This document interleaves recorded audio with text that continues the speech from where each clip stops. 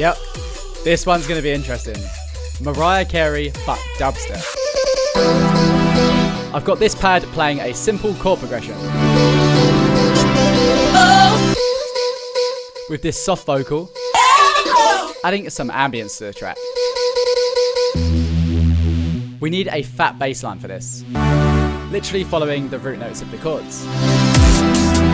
And of course, dubstep drums, which are very simple.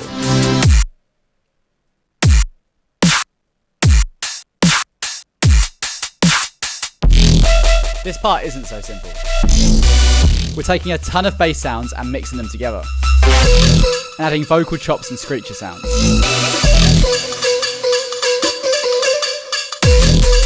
And now it's finally time to hear how Mariah Carey sounds on a dubstep track. I hope you all enjoyed this one. If you did, make sure to like and subscribe for more.